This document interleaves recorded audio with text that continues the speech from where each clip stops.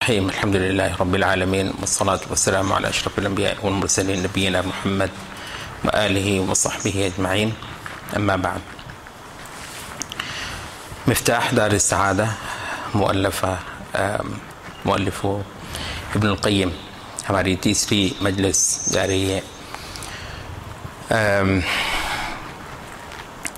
انسان کا اس دنیا میں آنا اور اس دنیا سے واپس پھر اپنے گھر کو جانا اور اس گھر سے نکالا جانا، یہ کہانی جو کہ ہر نبی نے بتائی ہے، اس کی حکمتیں اور اس سے متعلقہ امور، اس کا بیان چل رہا ہے. فرما رہے ہیں کہ جب اللہ تعالیٰ نے یہ فرمایا تھا کہ انی اعلم ما لا تعلمون، کل بھی اس پہ ایک بات ہوئی کہ فرشتوں نے جب کہا کہ عبادت اگر تسبیح اور حمد ہے تو وہ تو ہم اے اللہ تیرے حضور کر رہے ہیں، تو اللہ تعالیٰ نے فرمایا کہ میں وہ کچھ جانتا ہوں جو تم نہیں جانتے. تو ہم نے کہا کہ اس کا اس کے پیچھے کئی ایک باتیں تھیں. ان میں سے ایک یہ بھی تھی کہ جو فرشتے رب العالمین کے حضور یہ کہہ رہے تھے تو وہیں پر ابلیس بھی تھا، جو کہ اس وقت تک ایک پارسا شخص کی صورت جانا جاتا تھا، لیکن اللہ تعالیٰ نے اس کا گند بھی نکالنا تھا اور اس کو ایکسپوز بھی کرنا تھا، بلکہ اس کی پوری ذریت کو بھی اس کے اصل حقیقت کے ساتھ سامنے لے کر آنا تھا. اور ابلیس کی اس شیطنت کے حوالے سے انسان کا جو کردار ہے زمین پر، اس کی بھی بہت ساری جہتیں تبھی ہی سامنے آنی تھی. اگر وہ ابلیس جو ہے وہ پارساؤں کے اندر ہی رہتا اور وہیں پر پایا جاتا تو وہ چیز بھی سامنے نہ آتی. تو انسان اور شیطان کے مابین یہ جو عمل ہے، آپ کی نماز سے لے کر آپ کی قربانی، آپ کا حج، آپ کا حلال کھانا حرام کرنا، سارے کے اندر یہ چیز مسلسل ساتھ ساتھ چلتی ہے. تو وہ ایک کہانی نہیں ہے جو سورۃ البقرہ کے شروع میں ابلیس اور آدم کی بتا دی ہے، یہ قدم قدم پر پل پل پر یہ آپ کے ساتھ چلتی ہے. تو یہ چیز بھی موجب ہوئی اس بات کی کہ یہ عمل انسان کے ساتھ پیش آئے کہ وہ اس زمین کے اندر آئے، نہ کہ اس جنت ہی کے اندر رہے. اس کے بعد فرماتے ہیں کہ ایک اور وجہ یہ تھی کہ اللہ رب العزت اپنے بندوں سے محبت تو کرتا ہے، لیکن اللہ تعالیٰ کی محبت سب کے ساتھ برابر نہیں ہے. کسی سے اللہ بہت زیادہ محبت کرتا ہے، کسی سے اللہ تعالیٰ اس سے نسبتاً کم کرتا ہے، کسی اس سے بھی زیادہ کرتا ہے. تو اللہ تعالیٰ کی محبت، اللہ تعالیٰ کی قربت، اللہ تعالیٰ کا التفات بندوں کو ملنا جو کہ سب سے بڑی نعمت ہے. اور ایسی نعمت ہے کہ جنتی جنت میں جب جائیں گے، بہت پڑھتے ہیں نا وہ ذرا بچوں والا ہمارا حال ہوتا ہے کہ ہم جنت کے انگور اور باغات اس پر بہت زیادہ فریفتہ ہو جاتے ہیں، ورنہ آتا تو یہ ہے کہ جنتی جب اللہ رب العزت کا التفات پائیں گے، آپ ذرا تصور ہی کر سکتے ہیں، تو وہ ایک ایسی خوشی اور ایسی راحت اور ایک ایسی طمانینت ہے کہ جنت کی نعمتیں، اس دنیا کی نعمتوں کی بات نہیں ہو رہی، جنتوں کی نعمتیں بھی جنتی بھول جائیں گے اس لطف کے مقابلے پر جو ان کو رب العالمین کے ہاں قربت پانے میں اور اللہ رب العزت کی توجہ اور التفات پانے میں جو ان کو نصیب ہوگا. اچھا، تو اب یہ جو اللہ رب العزت کی محبت ہے جس کے مقابلے کی کوئی نعمت نہیں ہے، جنت میں بھی نہیں ہے، آپ ذرا تصور کر لیں، جنت میں بھی اس کے مقابلے کی کوئی نعمت نہیں ہے. تو وہ کہتے ہیں کہ یہ اللہ تعالیٰ کی محبت اس کے بندوں کو، کسی کو زیادہ تو کسی کو کم تو کسی کو اس سے بھی زیادہ، تو اس کی بنیاد یہی تھی کہ بندے اپنا آپ دکھائیں اللہ تعالیٰ کو، یعنی اللہ محبت کرے محض اپنے علم کی بنیاد پر نہیں، بلکہ اس بنیاد پر کہ انسان واقعتاً اس کے آگے اپنا اپنا عمل پیش کریں، اپنی اپنی قربانی پیش کریں. اور آپ کو پتہ ہے یہ جو قربانی کا کو لفظ بھی نام دیا گیا ہے، اذ تقربا قربانا، آدم کے دو بیٹے علیہ السلام، تو ان کے درمیان جو ایک لڑائی بھی ہوئی تھی تو اس میں بھی جو تقرب، یہ قربانی کا لفظ قرب سے ہے، تقرب سے ہے. تو دراصل انسان جو ہے وہ اپنا آپ قربان کرتا ہے، اپنے سیکریفائز کرتا ہے، اپنی محبتوں، اپنی ترجیحات کو جو ہے وہ سیکریفائز کرتا ہے، ان کو پیچھے لے جاتا ہے اس وجہ سے کہ میرے مالک کو کوئی چیز محبوب ہے. تو چونکہ بندے اللہ تعالیٰ کے لیے قربانی کرنے میں ایک برابر نہیں ہیں، بندے اپنی محبتوں کو پس پش ڈال دینے میں اللہ تعالیٰ کے لیے، بندوں کو ایک چیز عزیز ہے، کسی وقت ان کو راحت عزیز ہوتی ہے، کسی وقت ان کو مال عزیز ہوتا ہے، کسی وقت ان کو کوئی مقام عزیز ہوتا ہے، کوئی پوزیشن عزیز ہوتی ہے، کسی وقت لوگوں کی تعریف جو ہے، لوگ تعریف کرتے ہیں آپ کی تو وہ بڑی مزیدار ہوتی ہے. اس کو بالکل کاٹ کر مالک کی خوشی پر قربان کر دینا، قدم قدم پر اس کی ضرورت پڑتی ہے. تو اللہ رب العزت کی محبت بندوں کو حاصل ہوتی ہے اس قربانی کے بقدر، اس تکلیف کے بقدر جتنا انسان اپنے نفس پر، اپنی ہوا پر، اپنی خوشی پر، اپنی راحت پر، اپنے لذت پر، اپنے مال پر چھری پھیرتا ہے، اسی کے بقدر اللہ اس کو محبت سے اپنی سے نوازتا ہے. جس سے بڑی نعمت ہم نے کہا جنت کے اندر بھی کوئی نہیں ہے. تو چونکہ مالک کو اپنے بندوں کی گریڈنگ کرنی تھی اور ہر ایک کو اس کے بقدر اس کو محبت دینی تھی اپنی، تو اس وجہ سے یہ ضروری جانا گیا کہ چند یعنی وہ جو کائنات کی جو عمریں ہیں نا، جو لائف ہیں مختلف چیزوں، اس کے بقدر تو یہ محض ایک بلنک آف آئی جسے کہتے ہیں، ایک چشم زدن ہے، ایک آنکھ جھپکنے کی مدت ہے. اتنی سی مدت میں چلیں اس کو دیکھ لیتے ہیں کہ یہ کیا کرتا ہے. تو بار بار قرآن مجید میں یہ ہے نا کہ لیبلوکم لنبلو کیف تعملون، ہم تمہیں دیکھنا چاہتے ہیں کہ تم کرتے کیا ہو، لیستخلفکم فی الارض فینظر کیف تعملون. اچھا، یہی وجہ ہے کہ وہ کہتے ہیں کہ اللہ تعالیٰ نے جب ترجیح دی تو اپنی عبادت کا ذکر کیا. سب سے بڑھ کر جو اس کی شان ہے انسانوں میں سے وہ محمد صلی اللہ علیہ وسلم ہے. تو جہاں اللہ تعالیٰ نے اپنے نبی کی خصوصی شان اور امتیاز باقی سب انسانوں سے کی نسبت جو ہے وہ بتایا، تو وہاں نبی صلی اللہ علیہ وسلم کا جو وصف کیا وہ عبد کا ذکر کیا. سبحان الذی اسریٰ بعبدہ لیلا من المسجد الحرام. پورے انسانوں میں سے کسی کو اللہ تعالیٰ نے چنا کہ وہ اس کو آسمانوں کی سیر کرائے اور اس کو اپنی خصوصی نشانیاں دکھائے. تو وہاں نہ محمد صلی اللہ علیہ وسلم کا نام ذکر کیا، نہ آپ کا کوئی لقب ذکر کیا، بلکہ آپ کا یہ وصف ذکر کیا کہ عبد. اسی طریقے سے الحمدللہ الذی انزل علی عبدہ، کہ اللہ تعالیٰ وہ جو ہے جس نے اپنے عبد پر اپنا کلام نازل فرمایا. وَأَنَّهُ لَمَّا قَامَ عَبْدُ اللَّهِ يَدْعُوهُ، جب اللہ کا وہ عبد کھڑا ہوا اللہ رب العزت کی عبادت کرنے اور اللہ رب العزت کو اکیلے کو پکارنے، تو مراد ہیں یہاں پر نبی صلی اللہ علیہ وسلم. تو یہ وجہ ہے کہ اللہ تعالیٰ نے عبادت کے وصف سے انسانوں کو ترجیح دی ہے اور فوقیت دی ہے. تو یہ چیز کیونکہ اسی زمین پر آ کر دیکھی جا سکتی تھی، تو اس وجہ سے اللہ رب العزت نے یہ نظام یہاں پر چلایا. اچھا، اس کے بعد وہ کہتے ہیں کہ بندوں کا اللہ رب العزت کو چاہتا تو ہے انسان، یہ تو خیر ممکن نہیں ہے، انسان کی یہ طبیعت میں ہے کہ اگر کوئی آپ کے ساتھ اچھائی کرے تو آپ لازماً اس سے محبت کرتے ہیں. کوئی آپ کو ایک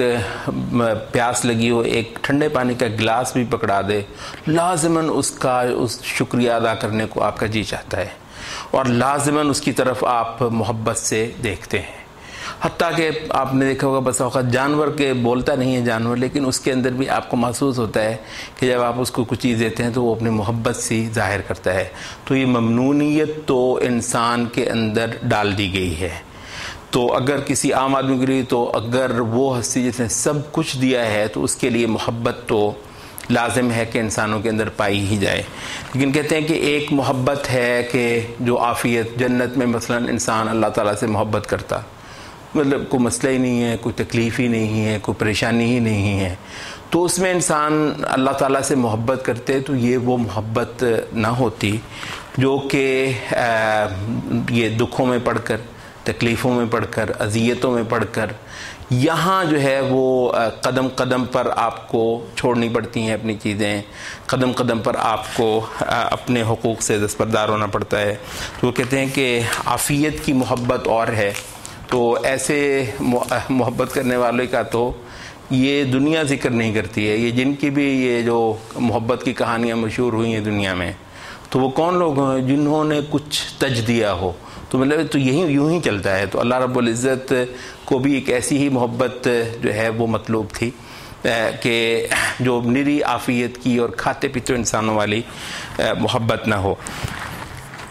تو اس کے علاوہ وہ اگلی بات یہ کرتے ہیں کہ انسان کی عبادت جو ہے، جو اللہ رب العزت کو چاہیے تھی، اس کی نوعیت جان لینا بھی بہت ضروری ہے۔ اس سے پہلے بھی انہوں نے فرشتوں کے حوالے سے بات کی ہے کہ انسان جو ہے وہ فرشتوں کے اندر، بلکہ وہ موازنہ کرتے ہیں۔ امام قیم کہتے ہیں کہ 3 طرح کی مخلوقات ہیں۔ ایک ہیں فرشتے جو کہ محض عقول ہیں، فرشتے محض عقول ہیں۔ جانور محض شہوات ہیں، مطلب جانور جو ہیں وہ ان کو جو ہے، جو ان کی جبلت، بھوک لگے گی تو وہ فوراً جانور ہے کھانے کو دوڑے گا، پیاس لگتی ہے تو پینے کو دوڑے گا، جنسی جو خواہش، جو تحریک ہے اس کے اندر، تو وہ اس کو پورا کرنے کے لیے آگے بڑھے گا، اور اس کے علاوہ اس کو کچھ غرض نہیں ہے۔ کہتے ہیں ملائکہ ہیں تو عقول ہیں، جانور ہیں، حیوانات ہیں تو محض شہوات ہیں، انسان ہیں تو یہ مرکب ہے، مجموعہ ہے، کمبینیشن ہے عقول اور شہوات کا بیک وقت۔ اس کے اندر عقول بھی ہیں اور ان کے ذریعے سے یہ بہت چیزوں کو جانتا اور سمجھتا ہے، لیکن یہ ہے کہ اس کے اندر شہوات کی ایسی وہ ہوتی ہے کہ جانتے بوجھتے ہوئے مر جاتا ہے، جانتے بوجھتے ہوئے کہیں پر پڑا ہوتا ہے، کوئی گندا کام کرتا ہے، کوئی غلط کام کرتا ہے، کوئی نافرمانی کی بات کرتا ہے۔ تو اس وجہ سے اس کی جو عبادت ہے دراصل ہے ہی اور قسم کی، انسان کی۔ تو وہ کہتے ہیں کہ ایسی مخلوق کے لیے اللہ رب العزت نے جو توبہ کا اور استغفار کا اور بار بار پلٹ آنے کا جو ایک عمل رکھا ہے، وہ اس کی عبادت ہی کا حصہ ہے۔ اچھا، یہاں پر 2 حدیثیں وہ لے کر آتے ہیں اور وہ دونوں بہت اہم ہیں۔ ایک وہ یہ کہ اللہ تعالیٰ اللہ افرح بتوبت عبدہ، اللہ تعالیٰ اپنے بندے کی توبہ سے اس سے کہیں زیادہ خوش ہوتا ہے بنسبت اس کے، مشہور حدیث ہے آپ نے سنی ہوگی کہ ایک آدمی صحرا میں جہاں بالکل وہ دنیا سے کٹا ہوا ہے اور اس کی واحد سہارا نکلنے کا اس کے وہ اونٹ نہیں ہے جس پر اس کا کھانے پینے کا بھی سارا ہی سامان پڑا ہے، اور وہ اونٹ اس کو چھوڑ کر کہیں گم ہو جاتا ہے، تو پھر وہ جب ڈھونڈ کر بالکل نا امید ہو چکا ہوتا ہے، کسی جگہ پر سا رہا ہوتا ہے، یکدم وہ اپنے اونٹ کو دیکھتا ہے، گویا اس کی زندگی واپس آ گئی۔ کیا خوشی دوڑتی ہے اس کے اندر! اس سے کہیں زیادہ اللہ جو غنی ہے، بے نیاز ہے، وہ خوش ہوتا ہے اپنے بندے سے جب وہ تائب ہو کر، یہ گناہوں سے بھرا ہوا تھا، یہ نافرمانیوں سے اٹا ہوا تھا، تو یہ جب اللہ تعالیٰ کے ہاں واپس آتا ہے توبہ کر کے، تو اللہ تعالیٰ اس آدمی کی بنسبت کہیں زیادہ بڑھ کر اللہ تعالیٰ خوش ہوتا ہے اس آدمی سے۔ تو کیا مطلب ہے؟ کہتے ہیں اس سے آپ یہ جانیے کہ آپ کی جو عبادت ہے اس کی نیچر کیا ہے، اس کو سمجھنے کی کوشش کریں۔ تو ایک تو یہ حدیث ہے۔ دوسری حدیث نبی صلی اللہ علیہ وسلم کی مشہور ہے کہ إِن لَمْ تُذْنِبُوا يَأْتِ اللَّهُ بِقَوْمٍ یذنبون و یستغفرون، کہ اگر تم کہیں گناہ کرنا چھوڑ دو، بول تو یہ محال ہے، خیر اگر تم گناہ کبھی کرنا چھوڑ دو، یعنی فرشتوں جیسے کچھ تھوڑی دیر کے لیے فرض کیا کہ تم ہو جاؤ، تو اللہ تعالیٰ تمہیں چھوڑے ہی نہیں، یہاں پہ رکھے ہی نہ تمہیں، ایسے لوگوں کو لے کر آئے جو گناہ کریں اور پھر وہ توبہ کریں۔ اس کے بعد لوگوں نے یہ بھی یہ غلط فہمی کی وجہ سے کہ پتہ نہیں گناہ کرنا کوئی اچھی بات ہے، مطلب یہ نہیں ہے، بلکہ یہ انسان کی وہ نیچر بتا رہی ہے کہ انسان نے گناہ کرنے ہی ہیں، مگر وہ تھوڑی پل پر یہ جب اللہ رب العزت کی طرف واپس آتا ہے تو اللہ کو بڑی ہی خوشی ہوتی ہے۔ تو یہ انسان ہے ہی ایسی، اس کی عبادت ہی توبہ ہے، اس کی عبادت ہی اللہ تعالیٰ کی طرف قدم قدم پر لمحے لمحے پلٹ کر واپس آنا ہے۔ تو جب ایسا ہے تو اس وجہ سے یہ ضروری تھا کہ اس کو ایک ایسی زندگی کے اندر بھیجا جائے جس میں یہ نقشہ پورا ہو، کیونکہ جنت کے اندر ایسی کوئی صورت ہے نہیں کہ جس میں انسان جو ہے وہ یوں گناہوں کے اندر گرفتار ہونے کے ہزاروں موقع پائے گا، پوری کوشش کرے گا بچنے کی، مگر پھر کسی نہ کسی جگہ اس کا پاؤں ڈگمگائے گا اور پھر وہ بار بار اللہ رب العزت کی طرف واپس آئے گا۔ تو اب جو ہے وہ یہ پورا ہو گیا ٹائم ہمارا، یہ کچھ ہے رہتے تھے۔ اچھا، یہاں وہ کہتے ہیں کہ اس کے بعد پھر یہ جو ہے انسان کا اللہ رب العزت کی اصل انسان کو پھر اسی جو بات بیان ہوئی ہے اس کی بنیاد پر اصل نظر انسان کو اپنے عمل پر نہیں رکھنی ہے،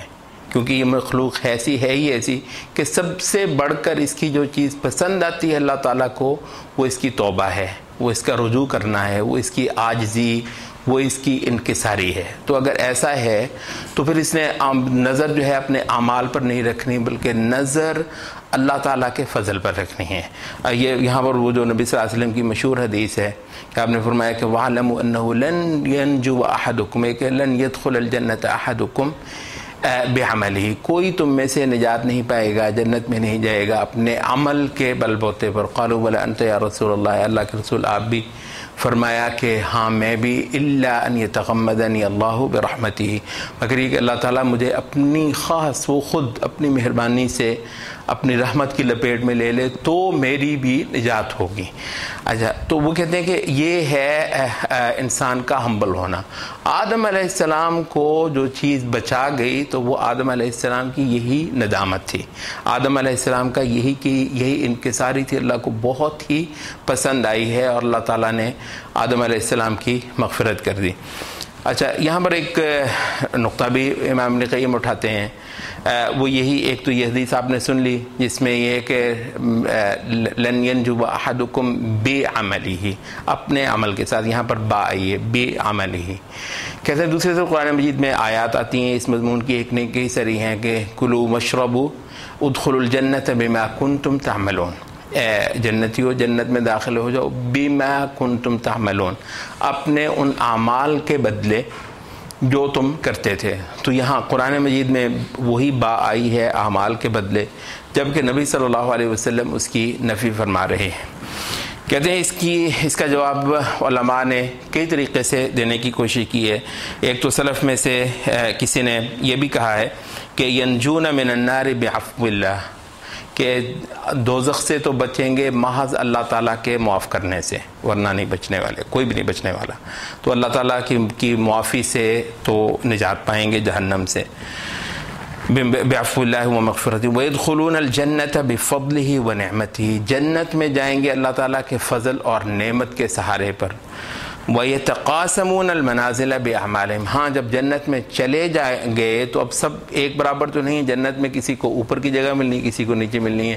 یہاں وہ اعمال کے بنسبت، اعمال کے بقدر وہ اپنی منزلیں پائیں گے۔ تو جنت میں جائیں گے اللہ کے فضل سے ہی، جہاں وہاں پر چلے گئے تو ہاں البتہ وہاں کسی کا اچھا چوبارہ ہے تو کسی کا کوٹھی ذرا چھوٹی ہے، تو وہ جو ہے وہ مطلب ظاہر ہے ظلم تو نہیں ہونا ہے کہ جی وہ کسی بھی بغیر کسی وجہ کے کسی کو بڑی شان دے دی جنت کے اندر، دائمی زندگی ہے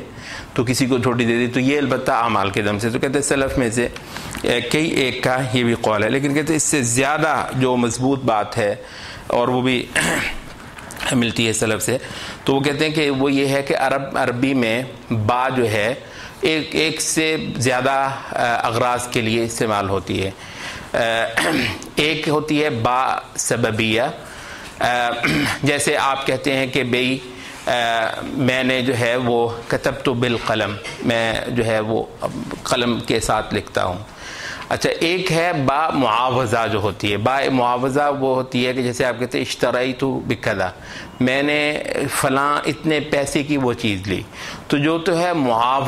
معاوضے کے لیے جو با ہوتی ہے وہ تو جنت کا بدلہ آپ کا عمل نہیں ہے، کتنا عمل کر لیتے ہیں. یہاں پر دیکھے نہیں کتنا کر کر کے پھر آپ کا ایک چھوٹا سا مکان بنتا ہے, وہ بھی کسی کا بنتا ہے کسی کا نہیں بنتا ہے. تو دائمی بہشت کس کو مل سکتی ہے؟ محض اپنے عمل کے بل بوتے پر. تو جنت جو ہے وہ معاوضہ نہیں ہے آپ کے, البتہ جنت جو ہے وہ آپ کا عمل اس میں جانے کا سبب ضرور بنا ہے,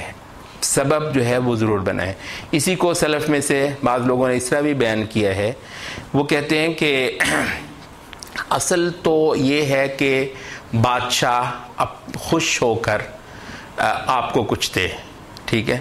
لیکن بادشاہ کے ہاں کسی طریقے سے حاضری بھی تو ہو نا. کوئی آپ کسی کو کوئی ذریعہ اختیار کرتے ہیں کہ کوئی بندہ آپ کو بادشاہ کے سامنے حاضر کر دے. بادشاہ ہر کسی کو وقت نہیں دیتا ہے, تو کوئی وجہ ہے کہ آپ بادشاہ کے سامنے کہتے ہیں. جنت جو ہے وہ آپ کو اس قابل, آپ کا عمل اس قابل کرتا ہے آپ کو کہ آپ کو باریابی مل جائے خدا کے حضور. ہاں جب آپ اللہ تعالیٰ کے ہاں قبول ہو گئے اس کے بعد پھر محض اس کا فضل ہے, پھر وہ محض اس کی نعمت ہے, اس کا احسان ہے کہ وہ اپنی مرضی سے آپ کو جتنا بھی دے. تو گویا یہ ہے کہ عمل آپ کو اللہ تعالیٰ کے پاس لے گیا ہے. اگر یہ عمل نہ ہوتا تو گھسنے ہی نہ دیتے وہاں پہ, یہ عمل نہ ہوتا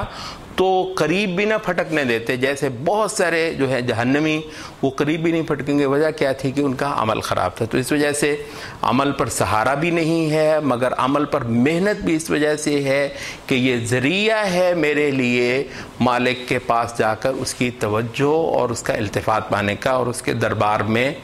وقت ملنے کا اور حاضری ملنے کا. تو عمل اس وجہ سے بہت اہم ہے کہ اس نے ہمیں اللہ تعالیٰ کے قریب کر دیا. قولوا قولی ھذا واستغفر اللہ.